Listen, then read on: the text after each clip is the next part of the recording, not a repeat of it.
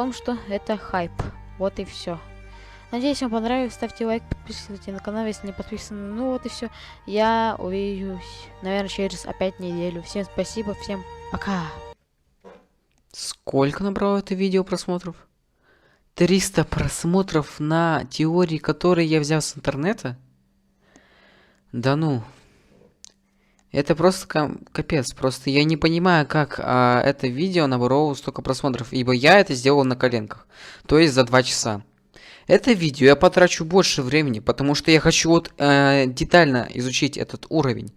Мне этот уровень так сильно засел, что я до сих пор продолжаю спустя года искать информацию об этом уровне. Так что всем привет, с вами ChangePlay, и сегодня я попробую раскрыть не только сам Exasperation, но и что отчасти скрывает сам создатель уровня.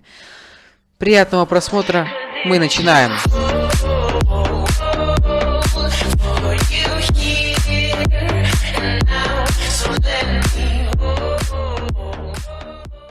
В этом выпуске я не буду брать факты, которые я убрал с интернета или с прошлого выпуска, нет. Я буду брать файлы или факты, которые труднодоступны, то есть секретно от нас спрятаны. Разработчик так хорошо спрятал, что я даже нашел пару дней назад. Так что не только я буду участвовать в этом выпуске, но и другие люди. Так что переходим к первой главе.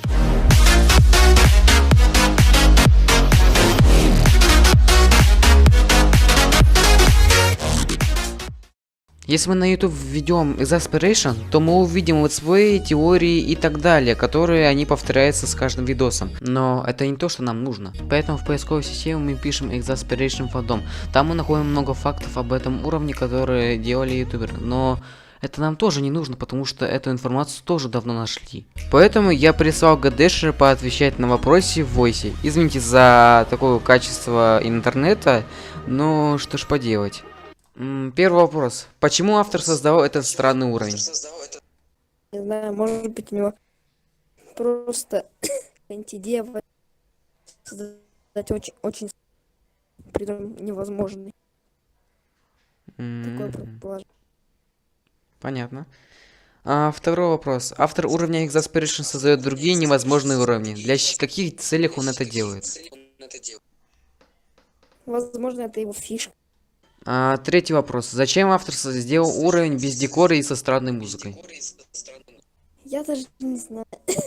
Тут ситуация схожа. Например, с Peaceful. Игрок под именем я тебе сейчас скину. Вот. Я не могу выговорить. Прошел уровень на 22%. Он читер или он реально прошел, честно? Если что, Я вот ссылка. не считаю, что он прошел. Вот, если что, ссылка. Вот ссылка. На пруфы. Он честно прошел это или нет? 22%. Я считаю, что Честно, да? Угу. Хорошо. Ну и последний вопрос, пятый. Из чего состоит музыка? вырезок из там, например, помех телевизора, странных голосов и так далее. Хорошо. Вы сейчас выслушали этого игрока. Как вы думаете, он прав в некоторых вопросах или нет? Прикол в том, что некоторые игроки задаются очень странным вопросом. Допустим, из чего состоит музыка. Но я это могу ответить только в конце выпуска. Пожалуйста, не перематывайте этот выпуск. Каждый момент выпуска, он очень хорош. Так что, пожалуйста, смотрите. Но давайте переходим к не следующей главе, а к следующим видео, которые тоже задаются вопросом. Так что погнали.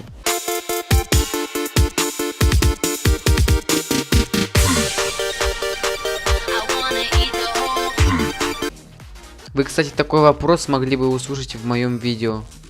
Прошел уровень на 22%. Он читер или он реально прошел, честно? Но вы понимаете, на 22% пройти Exasperation, это еще тот хардкор. Это просто невозможный уровень, который пройти на 22%. Это лично мое мнение. Потому что, смотрите, тут не то, что memory. Тут целые невозможные тайминги. Из-за этого она считается не то что странной, но и самым невозможным уровнем. Поэтому я сомневаюсь, что этот человек прошел на 22% легально. Хотя комьюнити почему-то обсуждало про это.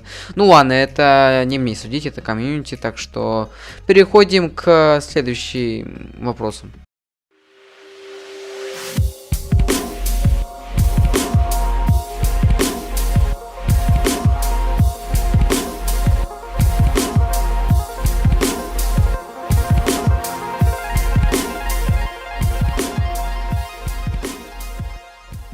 Вообще-то их правда. Почему создатель создал такой странный уровень? Ведь он сам понимал, что он создает какую-то фигню. Потому что этот декор будет на 2.1 очень странным. И, наверное, из-за этого людям понравился такой декор и начали делать сиквелы. Неудивительно. Из-за этого пошел пиар. Потому что даже популярные блогеры, я помню, есть такой один блогер, я не знаю название, я давно смотрел.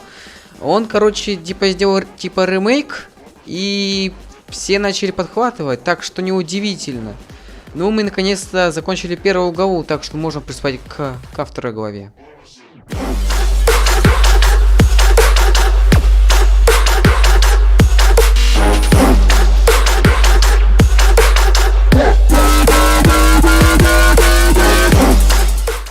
В ютубе мы пишем создателя уровня, а именно Тункит. Заходим на его канал и смотрим. Помимо Exasperation есть и другие странные уровни, которые он создает. Но для чего он это создает? Давайте выяснять. Например, есть видео под названием Mouthman, который показывает свой layout уровень, но неважно. Нажимаем на видео, примерно на 57 секунде есть скрытая ссылка от самого автора. Если не верите, то я вот вам сделал отчасти осветление, чтобы вы увидели эту ссылку. Пишем эту ссылку в поисковик, и мы видим, что отобразилась музыка, которую создал сам автор. Ее можно послушать, но она очень странная, на мой взгляд.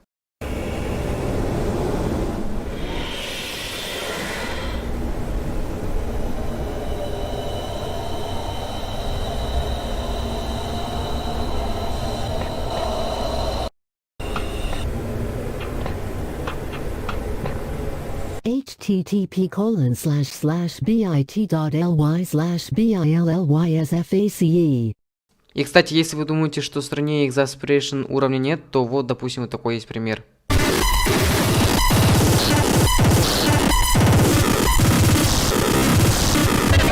Или, допустим, вот такой уровень.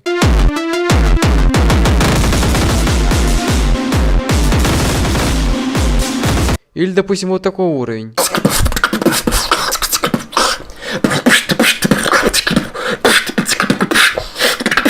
Мое мнение об этих уровнях заключается в том, что, как и сам Exasperation, он очень странный, так и по геймплею, так и по музыке. А вот эти видео, которые я вам показывал с канала Tungit, они максимум с Exasperation сходят только по музыке, больше ничего. Геймплей максимум немножечко схож, но не слишком одинаковым с другими уровнями. Вы можете самому поискать на канале Tungit. Почему я не ищу? Во-первых, мне кажется, это бессмысленно искать какие-то пасхалки, которые они практически не ведут смыслу. Или ведут, но я не нашел какого-то смысла. А во-вторых, мне кажется, никто не хочет, чтобы я какой-то весь ролик ради каких-то пасхалок занялся вот этим делом. Это была, наверное, самая короткая глава. Переходим к третьей главе.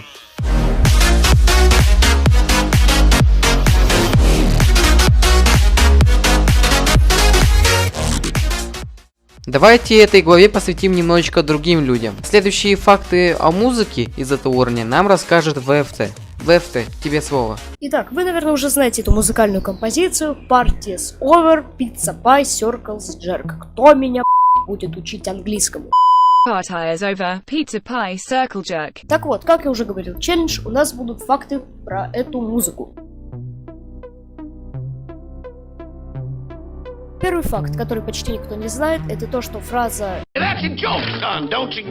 звучит на 14% уровня из мультсериала Foghorn, Leghorn and Friends. Второй факт довольно известный. На 50% звучит фраза Mamma mia, that's a spicy meatball! из рекламы Alka-Seltzer. Также эта фраза непрерывно повторяется в конце этой музыки, только уже с измененной тональностью.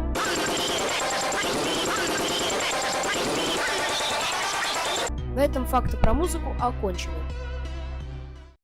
Если честно, об авторе музыки Exasperation практически ничего не известно в интернете. Единственное место, которое он активничает в интернете, так это Newgrounds. Кроме музыки Exasperation, есть и его другие композиции, которые он сам создал, которые еще страннее, чем сам Exasperation.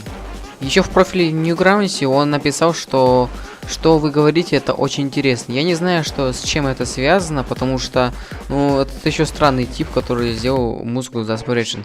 Но, наверное, он имел в виду, что, типа, каждое ваше мнение это что-то интересное или что-то особенное, потому что есть комментарии под его профилем, и они что-то там комментируют и пишут. Так что я не знаю, вы можете свои выводы написать в комментариях, но еще вот есть пару интересных фактов. А вы знали, что Тункит просто взял музыку для своего уровня, а не сотрудничал с этим человеком? Да, я ему написал в Дискорде, вот скриншот, если что. И что, типа, кто сделал музыку, именно, вы сотрудничали с этим человеком? Он сказал, нет, я просто взял с интернета эту музыку. Вы понимаете? Он просто взял эту музыку с интернета и просто скопировал, и все, он даже с ним не разговаривал. Я не знаю, на это есть АП или нет, но этот факт не сильно поразил, так что и вот еще последний факт на засыпочку. Кстати, забавно, что автор музыки создал свой Facebook, который там просто пустует. Там просто ничего нет, даже никакой информации. Еще не только Facebook есть, но еще и другой сайт, который, мне неизвестен. Вот вам скриншоты. И это очень странно, потому что это еще доказывает то, что он еще очень секретно спрятан. Либо он из-за какой-то нужды он это сделал, зарегистрировался, либо ему нечего делать. Так что я не знаю просто, что с ним не так. Возможно, из-за этого он создает вот эти вот страшные музыки, которые нам кажется, что они капец какие жуткие. И, возможно, у него даже психическое расстройство, я не знаю, это его жизнь, надо уже выяснять, прям интервью с ним делать, так что вот так вот. А вот наступает финальная глава номер 4.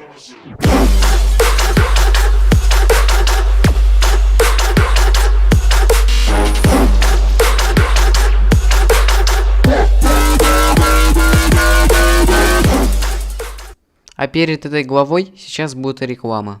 Рекомендую сервер под названием Prideis. Здесь вы найдете хороших людей и хорошую администрацию. А если вы еще владеете хорошим фотошопом, то вы можете побатлиться с кем-нибудь. Еще в этом серверке вы можете продвигать свои идеи и многое другое. А если вы ютубер, то вы можете заказать дизайн по доступной цене.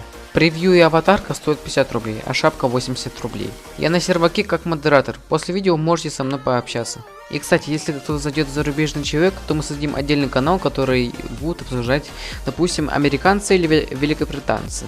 В общем, если к нам кто-то зайдет из зарубежных стран, мы создадим канал. Так что ссылочка в описании. Но мы продолжаем к видео.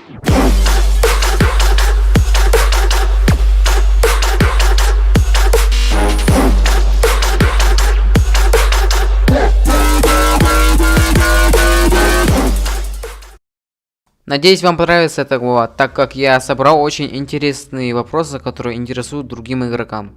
Первый вопрос. Почему вы используете странную музыку в уровнях? Он отвечает, что я предпочитаю странные треки по сравнению с общим техно-дабстепом битом номер 91822, который используется практически на всех других уровнях. Я говорю, что так ли это, что ваш уровень был замечен, да? На это Тункит отвечает, что не специально по этой причине, но это работает, я так полагаю. Второй вопрос. Кроме вас кто-то делал уровень Exasperation? Он сказал, что он один делал. Я переспросил, неужели только вы один делали этот уровень? Он сказал, что да, я сделал layout, версия декорации еще не существует, но над этим уже почти работают. Третий вопрос. Игрок по имени Павлик Ивен прошел уровень на 22%. Как ты думаешь, он прошел честно? Тункит говорит, что Павлик Ивен известен тем, что делает различные хаки для игры, так что я сильно сомневаюсь в этом. Круто, если это так, но очень маловероятно. Я говорю, реально? Откуда берется эта информация? Тункит говорит, что он делает хаки? Я говорю, да. Тункит снова говорит, он есть на его канале YouTube. Вопрос номер 4. Почему другие люди берут и переделывают его на Exasperation V2? Тункит говорит, что ты имеешь в виду Resentment? Я говорю, да. Тункит снова говорит, я прекрасно справляюсь с рекреациями и уровнями, вдохновленными темами Exasperation. Они не являются официальными частями сиквела, но я не возражаю против них. Единственный официальный уровень это Exasperation, Indication и Disquietude. Я говорю, это вы построили, да? Тункит снова говорит, я строю Exasperation, Indication и Disquietude, но я ни разу не строю Resentment. Ребята, это был последний вопрос. На этот ролик ушел куча сил, которые мы вложили с командой. Их было более 5 человек, и мы на этот монтаж потратили больше 8 часов, чем ожидалось. Мы планировали за 6 часов, но тут оказалось, некоторые были проблемы, так что вот. Не забываем о ссылках, которые я оставил в описании. Там будут показана реклама, которую я делал недавно, и участники, которые участвовали в этом видео. Ну вот и все. Надеюсь, я ответил на все вопросы, которые задавало все комьюнити спустя 2 года, или меньше, возможно. Ну вот и все. С вами был Challenge Play и вся команда, которая участвовала в этом видео. Ставим лайк, подписываемся на канал. Вот и все. Всем спасибо, всем пока и удачи.